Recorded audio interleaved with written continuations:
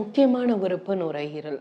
அப்போ நுரையீரல்ல வரக்கூடிய புற்றுநோய் அப்படின்றது ரொம்ப நம்ம கவனிக்க வேண்டிய ஒரு விஷயம். நுரையீரல் புற்றுநோய் ஏற்பட காரணம் என்ன? நுரையீரல்ல வேறு என்ன மாதிரியான இன்ஃபெக்ஷன்ஸ் வரக்கூடிய வாய்ப்பு இருக்கு?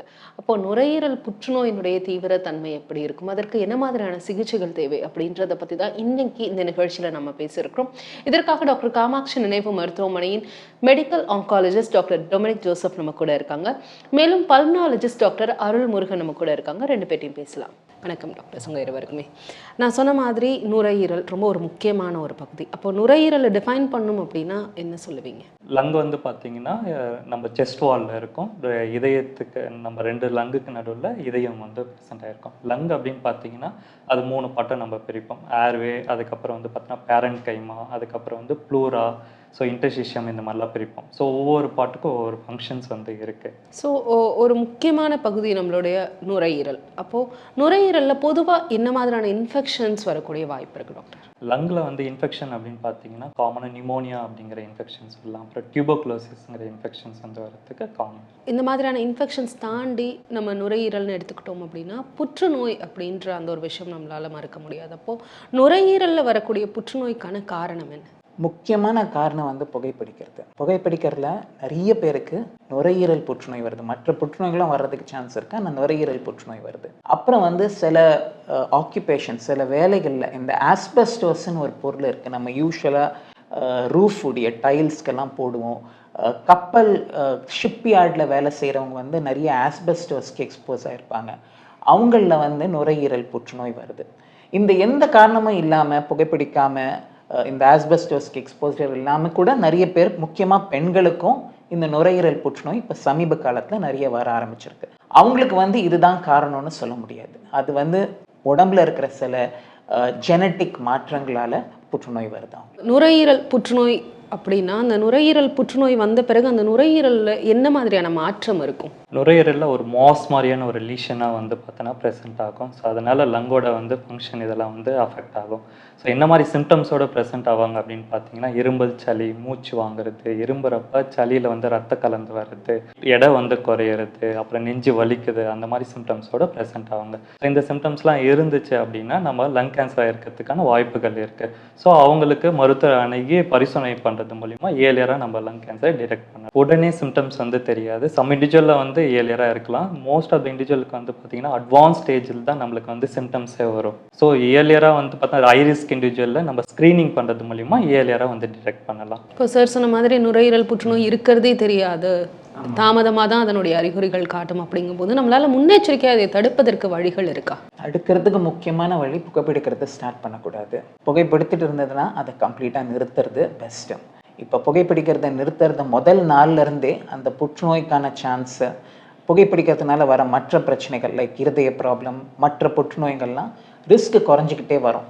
ஒரு 15 வருஷம் புகைப்பிடிக்காமல் இருந்தாங்கன்னா அந்த ரிஸ்க் ஆல்மோஸ்ட் 100% ஜீரோவாக போகாது, பட் ஆல்மோஸ்ட் ஜீரோ வரைக்கும் போகும். நுரையீரல் புற்றுநோய் வராமல் தடுக்கிறதுக்கு முக்கியமாக அந்த புகைப்பிடிக்காமல் இருக்கிறது தான் பெஸ்ட்டு. நிறைய நேரம் வந்து பீப்புள் சொல்கிறாங்க, நான் 10 வருஷமாக ஸ்மோக் பண்ணிட்டு இருக்கேன், எனக்கு ஒன்றுமே வரலன்னு. இந்த மாதிரி நிறைய வருஷங்கள் ஆகுது ஒரு புற்றுநோயுடைய ஒரு அணு வந்து பெருசாக ஒரு கட்டி மாதிரி வளர்றதுக்கு. ஸோ ஒரு நாள் 2 நாளில் மாற்றங்கள் தெரியாது. ஸோ 10 வருஷம் நான் ஸ்மோக் பண்ணிட்டு இருக்கேன், எனக்கு எந்த பிரச்சனையுமே வரலன்னா உங்களுக்கு பிரச்சனை உங்கள் கண்ணுக்கு தெரியாத லெவலில் இருந்து இன்னும் 2 வருஷத்தில் வெளியே வர்றதுக்கு சான்ஸ் இருக்குது. ஸோ அதனால் எப்போவுமே எனக்கு ஒன்றும் ஆகாது, நான் புகைப்பிடிச்சிக்கிட்டே இருந்தால் எனக்கு எந்த ப்ராப்ளமும் ஆகாதுன்னு சொல்ல முடியாது. எப்போ வேணாலும் அது திடீர்னு வெளியே வரலாம். இப்போ நீங்கள் சொன்ன மாதிரி யாரோ ஒருத்தவங்களுக்கு நுரையீரல் புற்றுநோய் இருக்கலாம் அப்படின்றத நீங்கள் சஸ்பெக்ட் பண்ணுறீங்க அப்படின்னா அதற்கான டெஸ்ட் என்ன இருக்குது? பேசிக்காக ஒரு பேஷண்ட் வந்து நம்மக்கிட்ட வராங்க இந்த தொந்தரவோடு அப்படின்னா ஃபஸ்ட்டு எக்ஸ்ரேங்கிற ஒரு டெஸ்ட் எடுப்போம். ஸோ அதில் வந்து பார்த்தோன்னா ஏதாச்சும் அப்நார்மல் ஒபாசிட்டி அந்த மாதிரி இருக்குன்னா அடுத்து நம்ம சிடி ஸ்கேன் எடுப்போம். அந்த சிடி ஸ்கேனில் மாஸ் லீஷன் இல்லை கேன்சருக்கான ஃபீச்சர்ஸ் அந்த மாதிரி இருக்குது அப்படின்னா அடுத்து நம்ம டிஷ்யூ சாம்பிளிங் வந்து பண்ணுற மாதிரி. அந்த டிஷ்யூ சாம்பிளிங் பிஃபோர் அந்த கட்டி எந்த இடத்துல இருக்குது, சென்ட்ரலாக இருக்கா இல்லை பெரிஃபரலாக இருக்கா அப்படிங்கிறது பார்ப்போம். இன்கேஸ் அது சென்ட்ரலாக தான் இருக்குது, நம்மளுக்கு ஏர்வே மூலிமா அதை அப்ரோச் பண்ண முடியும் அப்படின்னா ப்ராங்கோஸ்கோப்பிங்கிற ஒரு ப்ரொசீஜர் வந்து பண்ணுவோம். அந்த ப்ராங்கோஸ்கோப்பில் பார்த்தீங்கன்னா ஃபைப்ரோ ஆப்டிக் ஒரு டியூபை வந்து பார்த்தோன்னா நோஸ் இல்லை மவுத் வழியாக நம்ம இன்சர்ட் பண்ணி லங்குக்குள்ளே என்ட்ராகி ஏர்வேயில் இருக்கிற அந்த மாஸ் லீஷனில் பயாப்சி வந்து எடுப்போம். இதே அது பெரிஃபரல் லீஷனாக தான் இருக்குது அப்படின்னா இமேஜ் கைடட், நம்ம சிடி கைடடாக வந்து பார்த்தோன்னா ஒரு டிரான்ஸ் தொராசிக் நீடில் இன்சர்ட் பண்ணி லங்கில் இருக்கிற அந்த லீஷன்லேருந்து பயாப்சி வந்து எடுப்போம். இப்போ ரீசெண்ட் அட்வான்ஸ்டாக பார்த்தீங்கன்னா இபஸ்ங்கிற ஒரு ப்ரொசீஜர் வந்து பண்ணுறோம். அது பார்த்தீங்கன்னா எண்டோப்ராங்கியல் அல்ட்ராசவுண்ட் அப்படின்னு சொல்லுவாங்க. ஒரு அல்ட்ராசவுண்ட் ப்ரோபை வந்து அந்த ப்ராங்கோஸ்கோபி டியூபோட டிப்பில் வந்து அட்டாச்சாக இருக்கும்.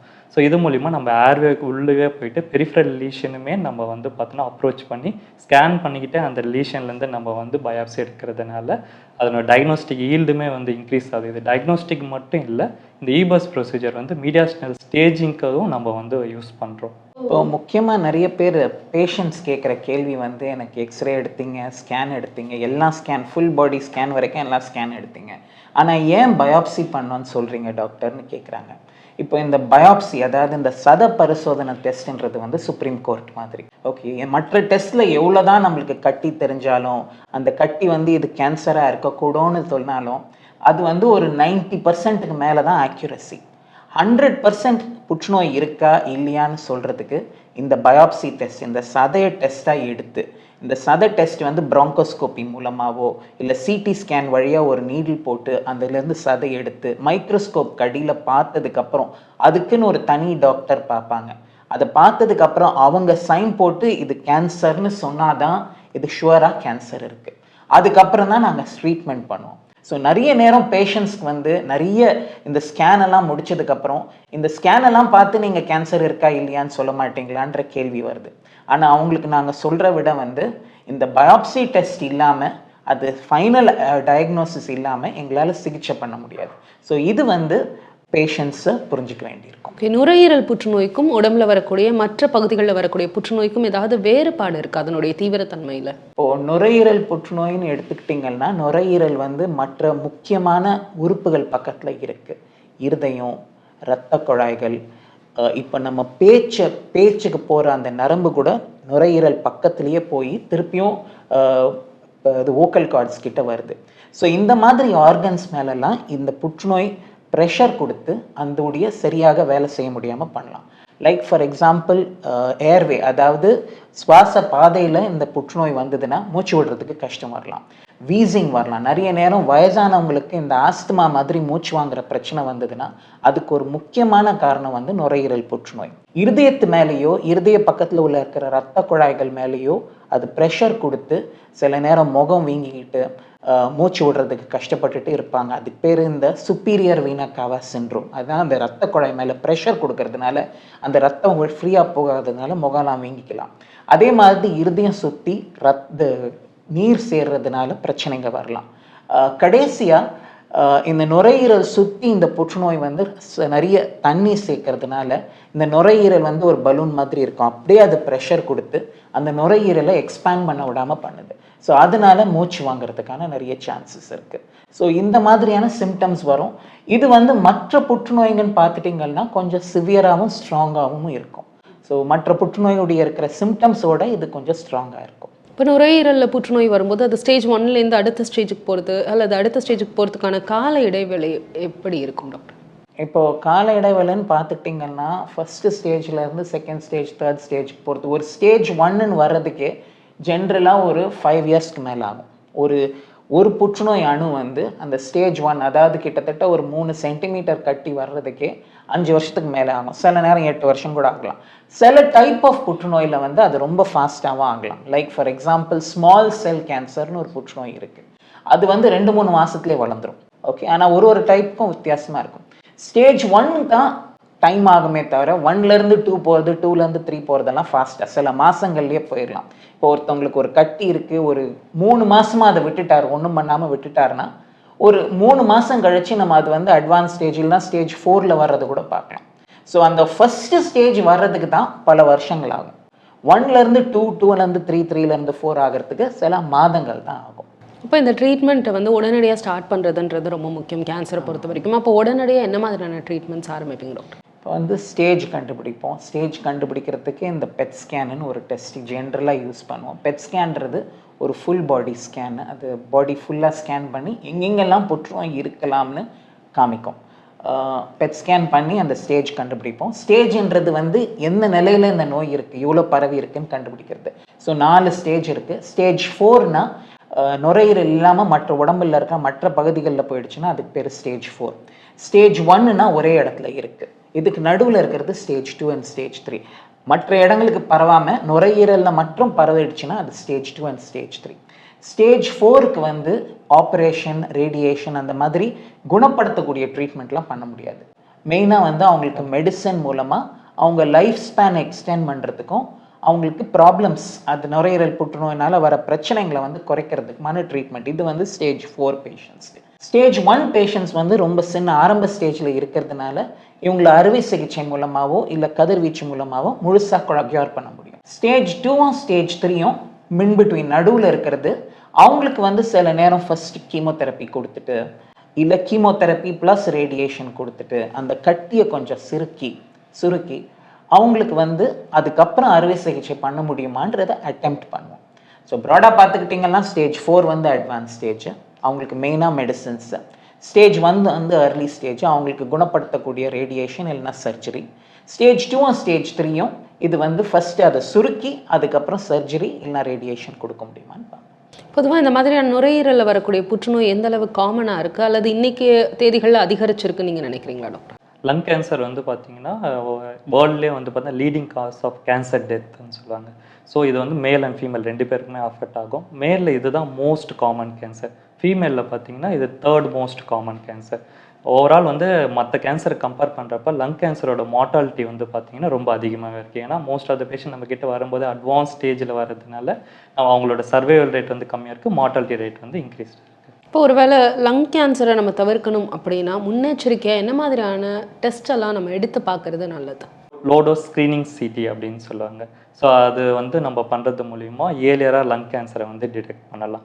So as per US preventive service task force என்ன சொல்கிறாங்கன்னா ஏஜ் வந்து 50 to 80 இயர்ஸ் இருக்கிறவங்க, ஸோ ஆல்ரெடி வந்து இப்போ கரண்ட்டாக ஸ்மோக் பண்ணிகிட்டு இருக்கலாம், இல்லை வந்து லாஸ்ட் 15 இயர்ஸ்க்குள்ளே ஸ்மோக்கிங் வந்து ஸ்டாப் பண்ணியிருந்தாலோ அவங்களுக்கு மோர் தென் 20 பேக் இயர்ஸ், அவங்க ஸ்மோக்கிங் ஹிஸ்ட்ரி வைஸ் பேக் இயர்னா எவ்வளோ pack of cigarette per day smoke பண்ணுறாங்க, எவ்வளோ இயர்ஸ் ஸ்மோக் பண்ணியிருக்காங்க, அதை மல்டிப்ளை பண்ணுறது தான் பேக் இயர். அது மோர் தென் 20 இருக்குது அப்படின்னா அவங்களுக்கு லோடோஸ் சிடி ஸ்க்ரீனிங் ஆனுவலாக நம்ம பண்ணுறது மூலிமா ஏர்லியராக லங் கேன்சர் டிடெக்ட் பண்ணுறது நம்ம ரொம்பவே முக்கியம். பொதுவாக பொல்யூஷன்ற விஷயம் லங்ஸ் எந்த அளவு பாதிக்கக்கூடிய வாய்ப்பு இருக்குது doctor? Pollution, environmental air pollution, நம்ம அந்த பொல்யூட்டட் ஏர் இன்ஹேல் பண்ணுறதுனாலே நம்மளுக்கு லங் கேன்சர் வர்றதுக்கு நிறைய வாய்ப்புகள் வந்து இருக்குது. ஸோ பொல்யூஷனால் கூட லங் கேன்சர் வரலாம் அப்படிங்கும்போது இந்த இடத்துல மக்களுக்கு நீங்கள் என்ன சொல்ல நினைக்கிறீங்க? இப்போது பொல்யூஷன்னா பொல்யூட்டடான என்வாயரன்மெண்ட் அவாய்ட் பண்ணுறது நல்லது, பட் பொல்யூஷனான என்வாயரன்மெண்ட் அவாய்ட் பண்ணுறது கஷ்டம். ஸோ நம்ம சைட்லேருந்து நம்ம பொல்யூஷனை குறைக்கிறதுக்கு என்ன பண்ணுறோம்? ஓகே, சிகரெட் ஸ்மோக்கிங் அவாய்ட் பண்ணுறது, unnecessary burning of objects avoid பண்ணுறது, unnecessary polluted activity, pollution cause பண்ணுற அந்த பர்னிங் ஆக்டிவிட்டீஸ், குப்பையை வெளியே போடுற ஆக்டிவிட்டீஸ் எல்லாம் அவாய்ட் பண்ணுறது. இந்த மாதிரியாக நம்ம பொல்யூஷனை குறைக்கலாம். ஓகே, நான் ஒருத்தர் மட்டும் என்ன பண்ண முடியும்னா நிறைய பேர் அந்த மாதிரி யோசிக்கிறதுனால நிறைய 1% தான் பொல்யூஷன்ன்றது வருது. ஸோ அதனால் நம்மளுடைய ரெஸ்பான்சிபிலிட்டி நம்மளுக்கு மட்டும் இல்லை, சோஷியல் ரெஸ்பான்சிபிலிட்டி இருக்குது. பொல்யூஷனை நான் என் லெவலில் என்ன பண்ண முடியும், அவாய்ட் பண்ண முடியும், குறைக்க முடியுன்றதை ட்ரை பண்ணால் ப்ராபப்ளி ஆஸ் அ சொசைட்டி இந்த மாதிரி நுரையீரல் சம்மந்தப்பட்ட பிரச்சனைகள், நுரையீரல் புற்றுநோய் மட்டும் இல்லை, பட் நுரையீரல் சம்மந்தப்பட்ட மற்ற பிரச்சனைகள், ஆஸ்துமா, சிஓபிடி, இந்த மாதிரி ப்ராப்ளம்ஸை நிறைய குறையும். இப்போ சமீபத்தில் பார்த்தோம் அப்படின்னா கோவிடால் அதிகமாக அஃபெக்ட் ஆன பகுதினா அது வந்து நுரையீரல் தான். அப்போது கோவிடுக்கு பிறகு நுரையீரலில் வரக்கூடிய கேன்சருடைய நம்பர்ஸ் அதிகரிச்சிருக்குன்ற மாதிரி ஏதாவது ஆய்வுகள் இருக்கா? எனக்கு தெரிஞ்ச இது வரைக்கும் கோவிட்னால மற்ற பிரச்சனைகள் நிறையா இருக்குது. கோவிட்னால மூச்சு விடுறதுக்கான ப்ராப்ளம்ஸ் வர்றதுக்கு சான்சஸ் இருக்குது. ரத்த சம்மந்தப்பட்ட பிரச்சனைகள், நரம்பு சம்மந்தப்பட்ட பிரச்சனைகள், நியூரலாஜிக்கல் பிரச்சனைகள் கோவிட்னால வர்றதுக்கு, இருதய சம்மந்தப்பட்ட பிரச்சனைகள் அதிகமாக இருக்குது. கோவிட்னால சில கேன்சர்ஸ் வந்து அதிகமாக பிக்கப் பண்ணுறோன்ற ஏர்லி ரிப்போர்ட்ஸ் வந்திருக்கு. ஆனால் இந்த ஏர்லி ரிப்போர்ட்ஸை வச்சுக்கிட்டு இது கோவிட்னால தான் வந்ததுன்னு நம்மளால சொல்ல முடியாது. இது வந்து ஆராய்ச்சி பல வருஷங்கள் பண்ணதுக்கப்புறம் தான் இதுக்கும் கோவிடுக்கும் ரிலேஷன்ஷிப் இருக்குன்னு நம்மளால சொல்ல முடியும். சில கேன்சர்ஸ் வந்து அதிகமாக பிக்கப் பண்ணியிருக்காங்க கோவிடுக்கு அப்புறம், பட் இது கோவிட்னால தான் அதிகமாச்சுன்னு நம்மளால உத்தரவாதமாக சொல்ல முடியாது. நுரையீரலை பொறுத்த வரைக்கும் நிறைய வந்து பாதுகாக்கிறதுக்கான வழிமுறைகள் சொல்லுவாங்க, ப்ரீத்திங் எக்ஸசைஸ் பண்ணலாம் அப்படின்னு சொல்லுவாங்க. ஸோ அந்த மாதிரி ஏதாவது விஷயங்கள் பண்ண முடியுமா நம்மளால் எக்ஸ்டர்னலாக முடிஞ்ச அளவு? மேஜராக அந்த லங் கேன்சர் வராமல் நம்ம ப்ரிவெண்ட் பண்ணணும் அப்படின்னா ஸ்மோக்கிங் வந்து அவாய்ட் பண்ணுறது தான். நம்ம ஸ்மோக்கிங் அவாய்ட் பண்ணுறது நமக்கு மட்டும் இல்லை, நம்மளை சுற்றி இருக்கவங்களுக்கு கேன்சர் வராமல் ப்ரிவெண்ட் பண்ணலாம். இப்போ என்விரான்மெண்டல் ஏர் பொல்யூஷன்ஸ் இருக்குன்னா அந்த பொல்யூட்டட் என்விரான்மெண்ட்டில் நம்ம இருக்காமல் இருக்கணும், அதை சுவாசிக்காமல் இருந்தாலே நம்மளுக்கு லங் கேன்சர் வரதை ப்ரிவென்ட் பண்ணலாம். நார்மலாக ப்ரீத்திங் எக்ஸசைஸ் பண்ணலாம். இப்போ ஏதாவது ஏர்வே ப்ராப்ளம் இருக்குது, சிஓபிடி, ஆஸ்மா அந்த மாதிரி பேஷண்ட்டுக்கு நாங்கள் வந்து பல்மரி ரீஹாபிலிட்டேஷன் அப்படின்னு சொல்லுவோம். சைக்கிளிங் எக்ஸசைஸ் இந்த மாதிரி எக்ஸசைஸ்லாம் பண்ணுறது மூலியம் அவங்களோட ரெஸ்பெக்டிவ் மசிலோட ஸ்ட்ரென்தனிங் பண்ணலாம். இப்போ அப்புறம் மற்ற கேன்சருக்கும் லங் கேன்சருக்கும் சார் சொன்ன மாதிரி அதனுடைய இறப்புகளுடைய விகிதம் வந்து சற்று கூட இருக்கலாம் அப்படின்னு சொல்லியிருக்காங்க. அப்போது அதனுடைய விகிதம் அப்படின்றது எந்தளவு கூடுதலாக இருக்க வாய்ப்பு இருக்குது? இப்போது நிறைய டைம் லங் கேன்சர் வந்து அட்வான்ஸ் ஸ்டேஜில் தான் கண்டுபிடிக்கிறாங்க. ஸோ அதனாலேயே அவங்களுடைய லைஃப் ஸ்பேன் ரொம்ப குறைவாக இருக்குது.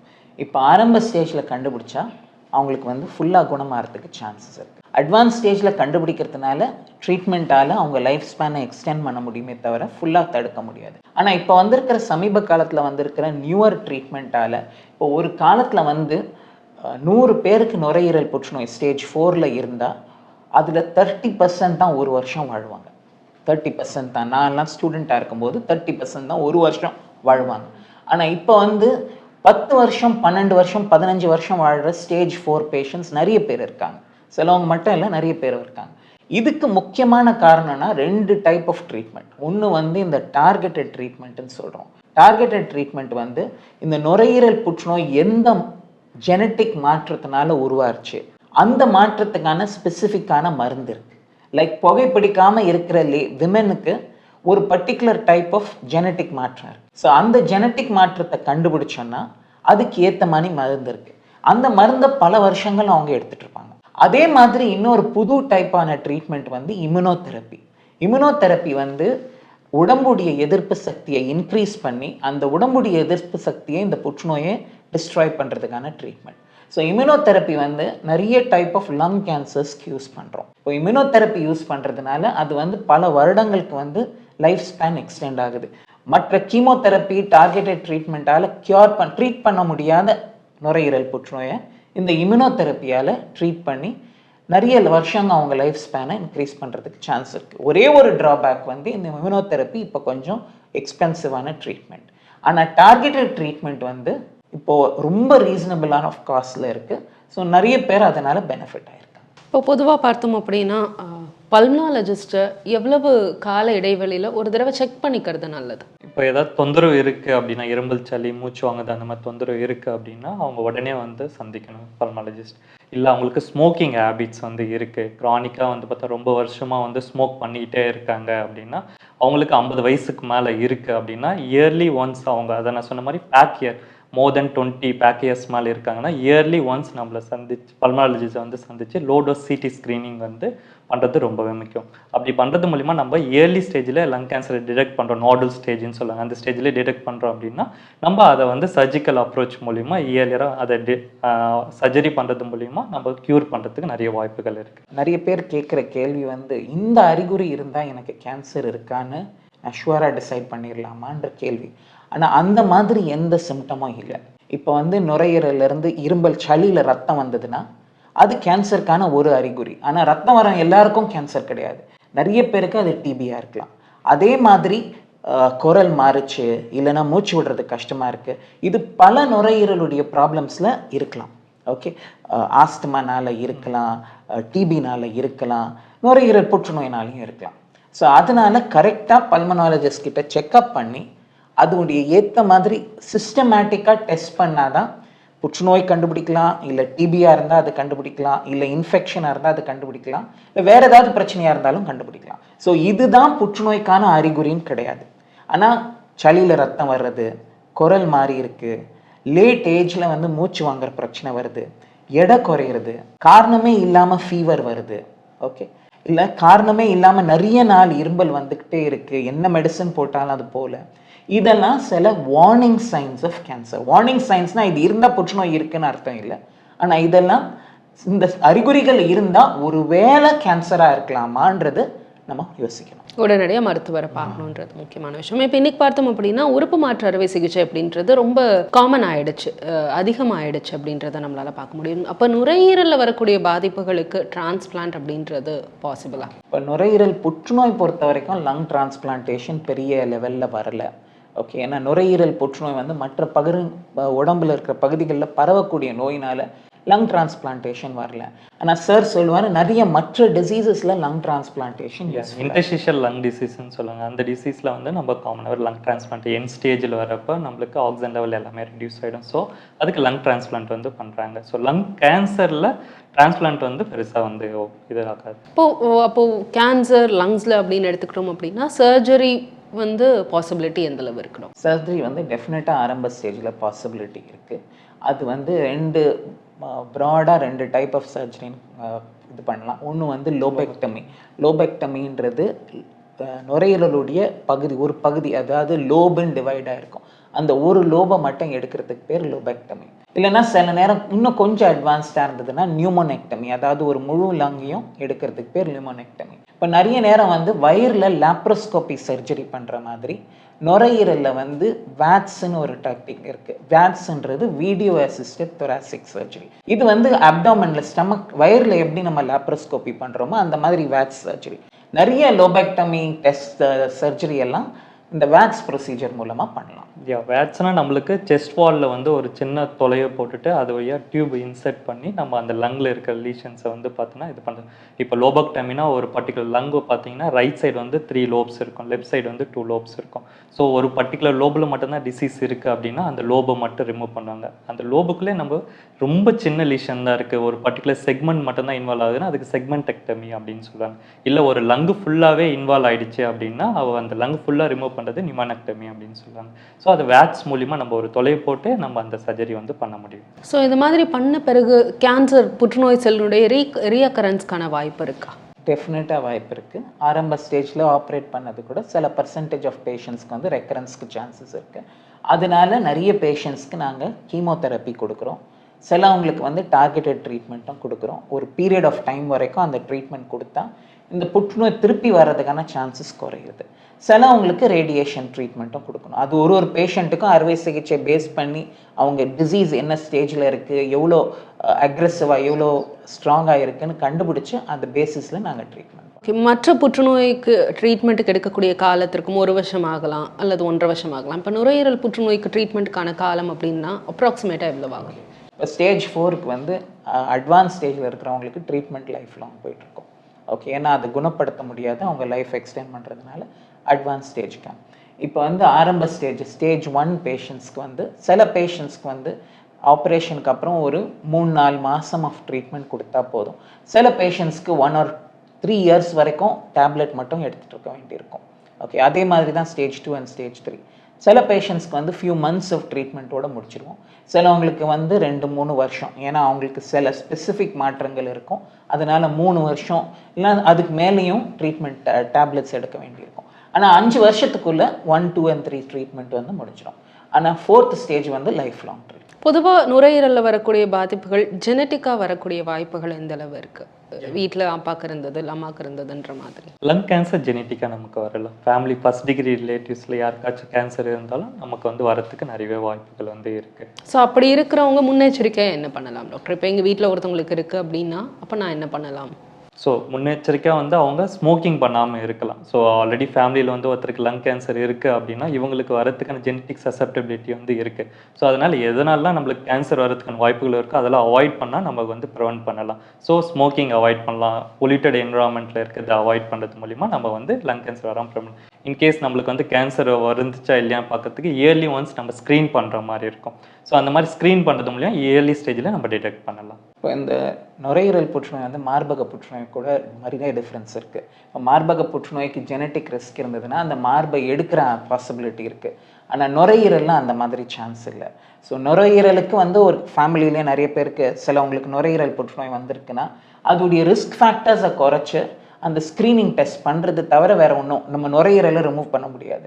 ஸோ இந்த மாதிரி ரிஸ்க் ஃபேக்டரை குறைச்சி, முக்கியமாக புகைப்பிடிப்பதை குறைச்சிட்டு அண்ட் ஸ்க்ரீனிங் டெஸ்ட்டை கரெக்டாக பண்ணால் ஜெனட்டிக் ப்ராப்ளம் இருக்கிறவங்களுக்கு அது சொல்யூஷன். இப்போ நம்ம வந்து இன்றைக்கி வந்து லங் கேன்சர் பற்றி பேசணும். பொதுவாக ஒரு கேன்சர் ட்ரீட்மெண்ட்டில் ஒரு டாக்டரால் மட்டுமே அந்த ட்ரீட்மெண்ட்டை முழுசாக கொடுத்துட முடியுமா? இப்போ வந்து புற்றுநோய், நுரையீரல் புற்றுநோய் மட்டும் இல்லாமல் மற்ற எல்லா புற்றுநோயிலையுமே வந்து ஒரு டீம் ஒர்க். நோயை கண்டுபிடிக்கிறதுக்குன்னு ஒரு செட் ஆஃப் டெஸ்ட் இருக்குது. ஓகே, சிகிச்சையில் அறுவை சிகிச்சை இருக்குது, கதிர்வீச்சு சிகிச்சை இருக்குது, மெடிசின்ஸ் இருக்குது.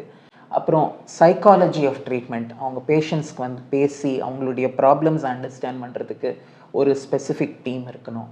ஸோ எல்லாத்துமே ஒரு டீம் ஒர்க். அண்ட் இந்த டீமில் கோஆர்டினேஷன் ரொம்ப முக்கியம். ஒருத்தர் வந்து நான் மட்டும்தான் என்னுடைய ட்ரீட்மெண்ட் மட்டும்தான் கரெக்டான ட்ரீட்மெண்ட்டுன்னு அப்ரோச் பண்ணால் அது வந்து பேஷண்ட்டுக்கு நல்லதில்லை. ஸோ அதனால தான் ஒரு பல்மனாலஜிஸ்ட் வேணும், அவருடைய எக்ஸ்பர்டீஸ் வேணும், நோய் கரெக்டாக கண்டுபிடிக்கணும், அவருடைய ஸ்பெஷல் டெஸ்ட் எல்லாம் பண்ணணும். அதுக்கப்புறம் அந்த ஸ்டேஜில் மட்டும் இல்லாமல் ட்ரீட்மெண்ட் பண்ணும்போது நிறைய காம்ப்ளிகேஷன்ஸ் வரும். மூச்சு விடுற பிரச்சனை வரும், குரல் மாற்றம் வரும், நெஞ்சு வலி வரும். இந்த மாதிரியான காம்ப்ளிகேஷன்ஸ்க்கு அவங்க ட்ரீட்மெண்ட் கொடுக்க வேண்டியிருக்கும். ஸோ அதனால புற்றுநோயுடைய சிகிச்சை வந்து ஒரு பெரிய டீம் உடைய ஒர்க். ஸோ அதனால ஒரு சிங்கிள் டாக்டரால் அந்த ஒர்க்கெல்லாம் பேஷண்ட்டுடைய பெனிஃபிட்காக, பேஷண்ட்டுடைய பெஸ்ட் ரிசல்ட்ஸ்க்காக பண்ண முடியாது. இப்போ புற்றுநோய் தடுப்பதற்கான தடுப்பூசிகள் கண்டுபிடிப்பதற்கான ஒரு ஆரம்ப கட்டத்தில் நம்ம ஓரளவு வெற்றி பெற்றிருக்கோம் அப்படின்னு நினைக்கிறோம். அப்படிப்பட்ட ஒரு சூழல் வந்து உலக அளவில் உருவாகி இருக்கு அப்படின்றத எப்படி பார்க்குறீங்க? ஆமாம், இப்போ வந்து அந்த மாதிரி இந்த கேன்சர் வேக்சின்ஸ், இந்த மாதிரியான புது மெத்தட் ஆஃப் புற்றுநோயை ப்ரிவெண்ட் பண்ணுற மெடிசின்ஸ் வந்து இப்போ வந்துட்டுருக்கு. ஆனால் இன்னும் இதெல்லாம் ஆரம்ப ஸ்டேஜ் ரிசர்ச்சில் தான் இருக்குது. இன்னும் ஒரு சில வருடங்களில் அது வந்து ஜென்ரல் பப்ளிக்கும் அவைலபிளாக இருக்கும். ஸோ அவங்க நிறைய பேர் வந்து இந்த ரிசர்ச்சில் பார்ட்டிசிபேட் பண்ணிங்கன்னா நீங்கள் வந்து சொசைட்டிக்கு பெனிஃபிட் பண்ணுறீங்க.